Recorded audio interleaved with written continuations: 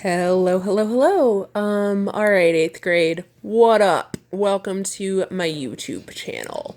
Um, let's go over angles and angle relationships. So there are important words that we need to talk about first, which are congruent, the word congruent,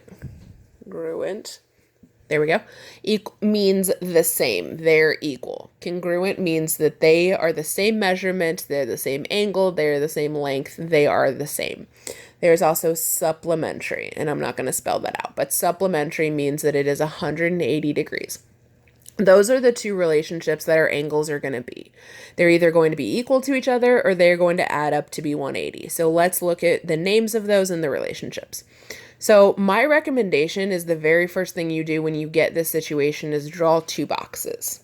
This box and this box.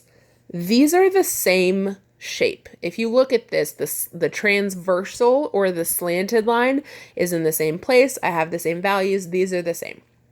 So if I look at this box, this is the top left of this box.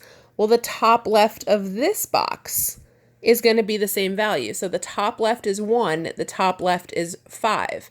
So if they are in the same place in the square, they are what are called corresponding. So same place are corresponding. So examples of that are going to be angles 1 and 5. 2 and 6, because those are both top right of that box, the top right of that box. The bottom left of this box matches the bottom left of this box, so 3 and 7 are also corresponding. And the bottom right of this box and the bottom right of this box are both bottom right, so 4 and 8. So those are our corresponding when they're in the same place. They are corresponding, okay?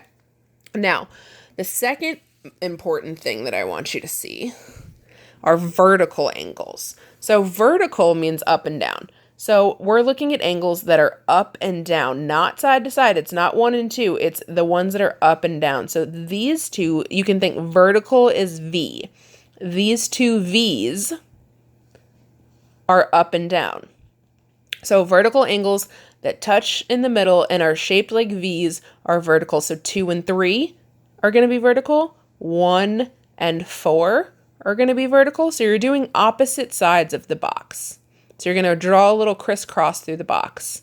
And that's vertical is going to be 2 and 3, 1 and 4. Same thing down here. Draw a crisscross through your box. 5 and 8 are your vertical. 6 and 7 are your vertical. So that's corresponding and vertical.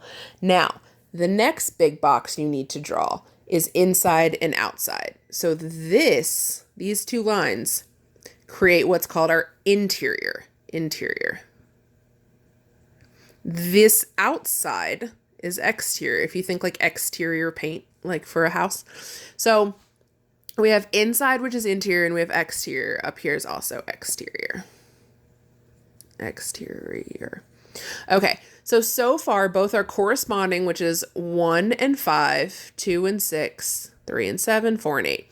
Corresponding are congruent, which means they're the same, corresponding or congruent, and vertical, 2 and 3, 6 and 7, 5 and 8, 1 and 4. Vertical angles are also congruent, okay? Now, the next things that are congruent are alternate exterior. So, alternate means they're on opposite sides of the transversal. Exterior means they're outside. So, if I'm on outside, I have 1, 2, 7, and 8. And if I want opposite sides, again, I draw a big X. So 1 goes to 8.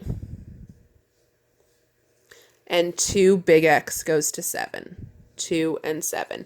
Now, if you forget the relationship of this, just think about 1 and 4 are vertical, so those are congruent, and 4 and 8 are corresponding, so those are congruent. So that means 1 and 8 have to be congruent, right? If this equals this and this equals this, then that has to equal that. Okay, same thing, 2 and 7, same place. 2 is the same as 3, 3 is the same as 7, so 2 is the same as 7. So those are called alternate exterior. So alternate exterior are also congruent. Now, if we have alternate exterior, we also have alternate interior, right? So I'm going to go inside. The lines on the opposite of the transversal. So again, draw an X. 3 goes to 6. 4 goes to 5. And those are also congruent. 3 and 4, 5 and 6. 3 and 4, 5 and 6. Excuse me. Oh my goodness, I messed that up. Sorry. 3 and 6, 4 and 5. Okay, so these are my interior alternate interior, alternate exterior. All right. Now there's only 2 more. Give me a second. I'm going to fix this because it's real messy. So,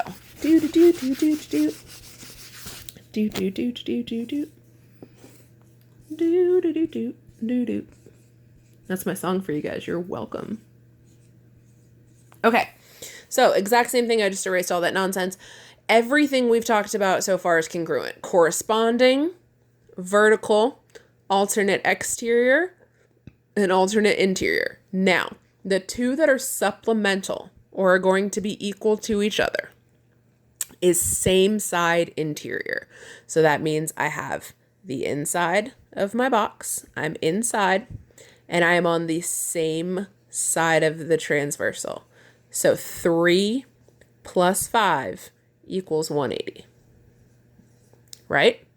3 plus 5 equals 180. So interior, same side. These can also be called consecutive because it's one after the other. So consecutive, don't judge me if that's spelled wrong. I can't deal with it. Consecutive are one after the other. So those are going to be supplementary, which means they're equal to 180. Now, the last thing is same side exterior, which means I'm outside and I'm on the same side. So 2 and 8. 2 and 8 are going to be equal to 180. And if you think about that, these 2 have to equal 180, right?